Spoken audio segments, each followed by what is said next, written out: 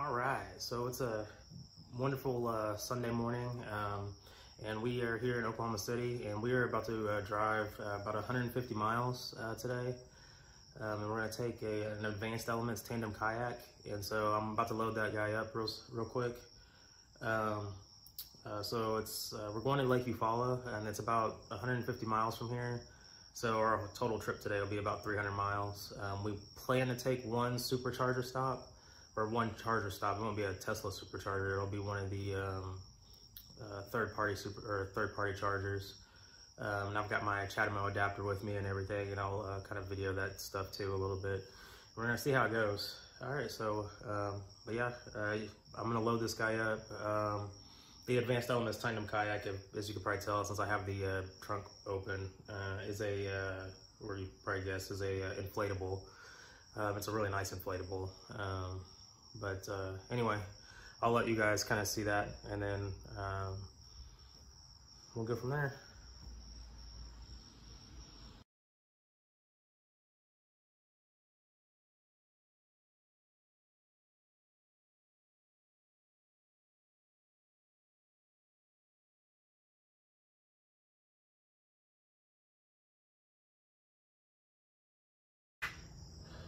So, as you can see, there's still actually, with the kayak fully in there, you can actually, there's still enough room for you to have access to this little storage area down here.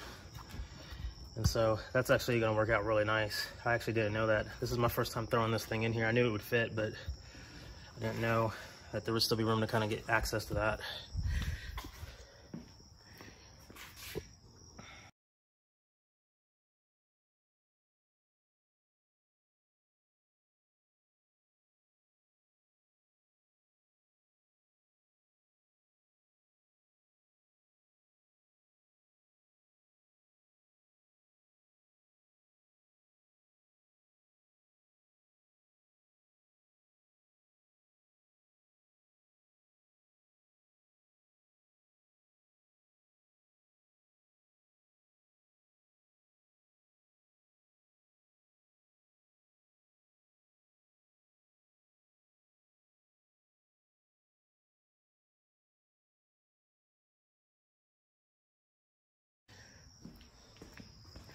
Okay, so just to show you guys kind of what we all packed in here, I've got our 2 life jackets. This is like a little metal rod down here that goes in the bottom of the kayak. It's like an add-on for us. It makes sure that the kayak stays stiff since it's an inflatable. And then we've got our oars, 2 sets of oars, and the whole kayak is back here. And this is an Advanced Elements Tandem. And then I've got a water pack, and just 2 bags with some snacks and food and stuff. But that's it, and that all fit back here. In my Fusion over here that we normally, we used to take, I mean, we could get the kayak in the back in the trunk, but we couldn't fit, the oars would not fit at all, so we had to always put those in the back seat, which after you've gone kayaking, depending on where you're at and stuff, it would kind of smell and stuff, and you know, you'd want to dry them off before, but even then they would still kind of have like a weird smell sometimes, depending on where you're going. But anyway, I think that's about it. But yeah, all that stuff fit back here, which is amazing. And then I even threw some towels kind of in the little under section down here, and so that was perfect. Nothing's in the front really, except for the Chademo Adapter. Because you guys probably know, if you've seen videos, that there's that front space. I'll show you guys that here in a little bit. Whenever we're ready to charge, I'll pull that Chademo Adapter out. That's where I keep that. But anyway, sweet. You guys can kind of see it's not packed super nicely, but it's all in there. So, all right. Well, off to the next leg. Okay. All right, so we made it to Lake Eufaula. We just got here. We went about, I guess it says 130.3 miles. We used 34 kilowatt hours, and we averaged about 264 watt hours per mile, which I'll let you guys kind of see here.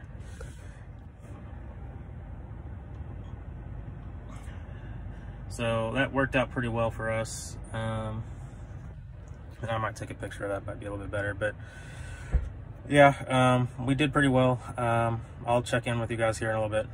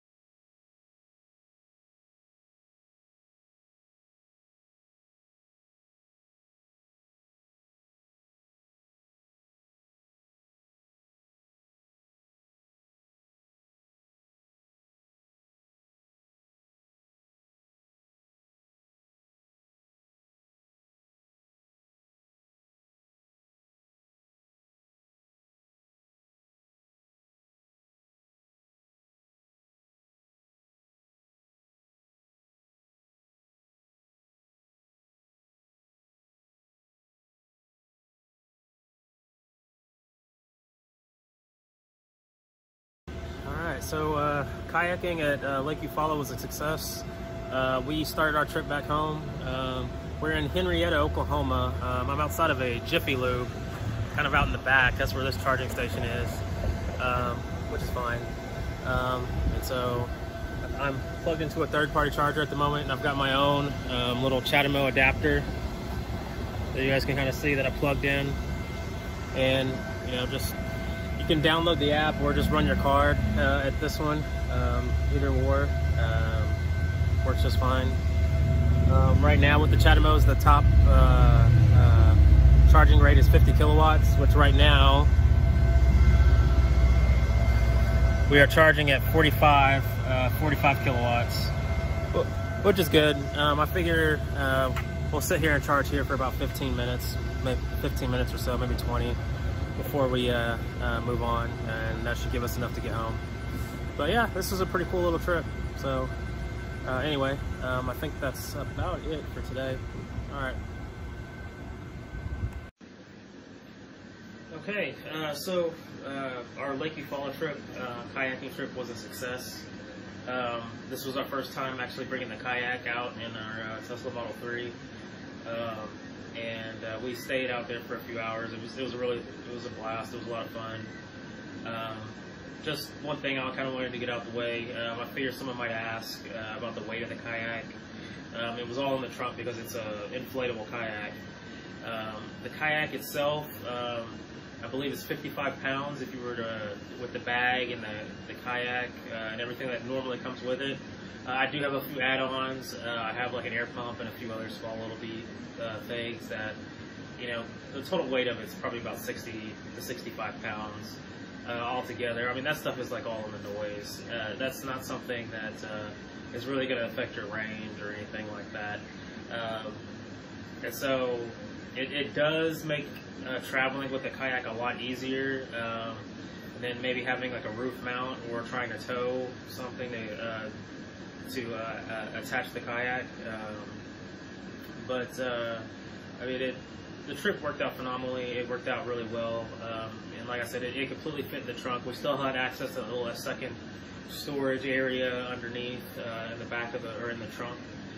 And so that was really, really nice. And I could put a link to the Advanced Elements website if you guys are interested in that kayak. But I mean, this is more about the Tesla Model 3. So we drove. It was about 130 miles for us to get there, and you know, we stayed at Lake Eufaula for a little bit. And then on the way back, we stopped in Henrietta, Oklahoma to charge. And the reason we did that is because when we went to Lake Eufaula, one of the things I did is I went to the Tesla navigation and tried to use the Tesla navigation to route us to the nearest charger. Well, one of the downsides about using the Tesla navigation is that it routes you to a lot of the Tesla chargers. It doesn't really route you to these third-party chargers. And so the problem with that in Oklahoma is there's just not that many Tesla chargers out there. So in the video, you kind of hear me talk about having a Chademo adapter and stuff. That Chademo adapter to me is extremely useful here in Oklahoma, but that's for me, and that is because since we don't have that many chargers, we have a few, and I'll put up a map to show you guys where they're located. But you could easily plan a road trip to multiple locations like Lake Eufaula, or we went down to the Wichita, or Mount Scott down in the Wichita Mountain area down there, in Lawton, Oklahoma, you know, and a few other places because we were trying to do a scenic drive. And you know, we've had a lot of trips that we've taken, but we haven't necessarily have been in areas where there aren't, you know, Tesla charging isn't necessarily available, and you know, you want to be able to kind of, you know, charge, get back on the road. So you want something that's decently fast. And with the Chademo adapter, you could charge at 50 kilowatts, or up to 50 kilowatts with the Chademo adapter. So that's why it's useful to me. So, and I can post or I could show a plug share video to show you a lot of the third-party charging options that allow you to have a Chademo adapter here in Oklahoma versus the Tesla charger. But so the Chademo adapter overall, to me, it's $500 to get the Chademo adapter. But to me, when you're looking at the overall cost of the car, I have a 2020 Tesla Model 3 long range, and when you look at the overall cost of the car, I feel like that $500 is kind of in the noise. And so it's just, to me, you know, especially if you like taking a lot of road trips, I do lots of trips to neighboring states and things, and in the Midwest, Tesla, like I said, Tesla charging isn't as available as it is in, you know, some of like California or even Texas. Texas is a lot better than Oklahoma about having charging. Another option that we could have done is I could have paid for a campsite or something and then charged there, and then I would have had enough charge to get home and not have to stop. But that's something that, you know, isn't always going to be available to me. You know, so for that particular trip, we could have done that and saved like the $8 or whatever it was. But, you know, to me, it just makes sense to have, you know, if you live in Oklahoma or someplace that's kind of like Oklahoma that doesn't have a lot of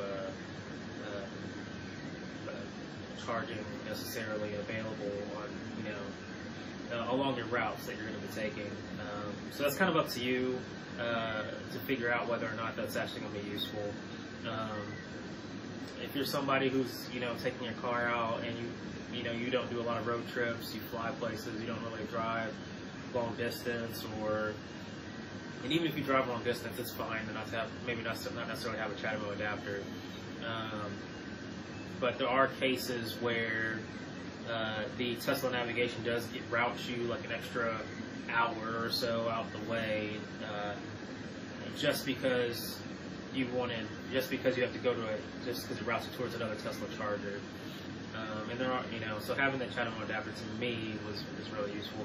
And even like when we went to Lake Eufaula, I did the navigation. I think I had mentioned I did the navigation while we were there, and I said, okay, I want to go back home, you know, and it routed me up to Cartusa, Oklahoma, which is outside of Tulsa, and wanted me to charge there and then come back home, which is way out the way. Let's see, I think that comes out to be, that route altogether would have been 329 miles in 6 hours. So I use something called a Better Route Planner to plan my routes, because it'll find all your third-party chargers and stuff like that for you.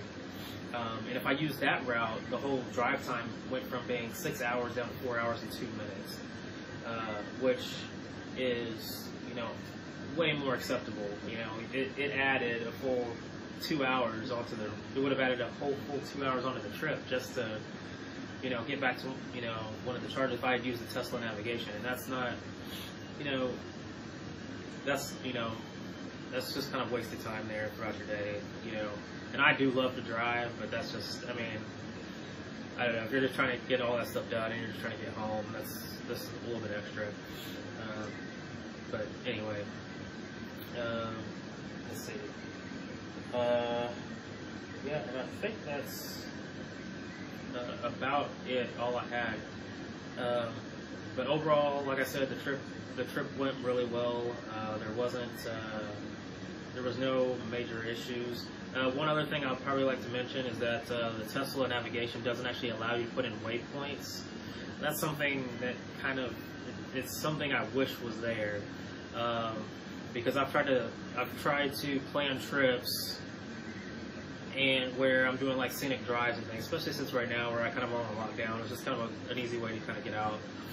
And one of the things is if I try and put multiple waypoints in, you just can't do that. So that's another reason why I've personally used the Better Route Planner, and that's really worked out well for me. I really hope Tesla at some point in time adds in the ability to put in waypoints. And if they do have something like that, maybe I just didn't see it, which is totally possible. But you know, whenever I've been going into the navigation, I have not seen it, the ability to add in waypoints. Anyways, I'll throw some of those links below. I'll add in a Better Route Planner and the kayak as well, just in case someone happened to be interested in that. Anyway, I think that's about it. So thank you guys for watching, and if you guys want more videos, just go ahead and hit subscribe. Alright, thank you.